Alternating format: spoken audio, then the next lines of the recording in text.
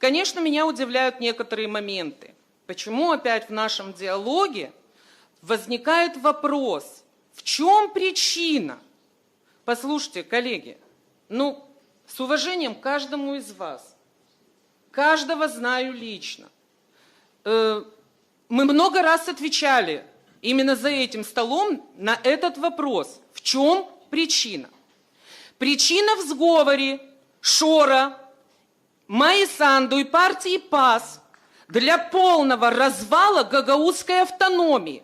Но самое страшное, что в гагаузской автономии находятся пособники, которые сегодня помогают это делать.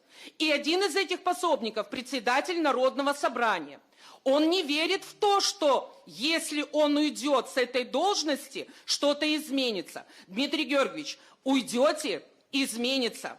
Скажите, пожалуйста, уважаемые коллеги, сегодня гагаузская автономия может существовать отдельно от Республики Молдова?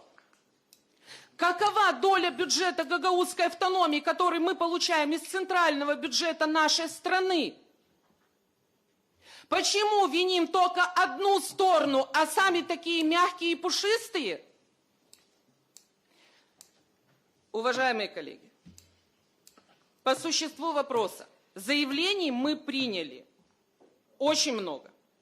Все эти заявления остались в воздухе, никому не нужные, никем не услышанные, никем не рассмотренные. Заявлений принимать можно еще 100 тысяч, 10 тысяч. Принимайте, наше право, будем собираться, будем это все обсуждать.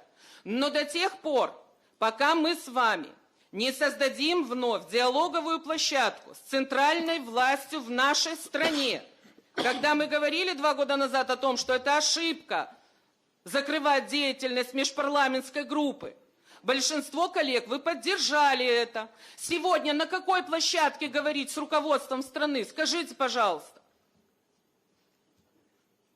И будет именно то, о чем говорите за этим столом. Следующий будет Центральная избирательная комиссия Гагаузии, следующее будет все больницы Гагаузии и все школы Гагаузии. И отпадет вообще необходимость в функционировании Гагаузии как таковой. И винить никого не надо, это будет сделано нашими руками.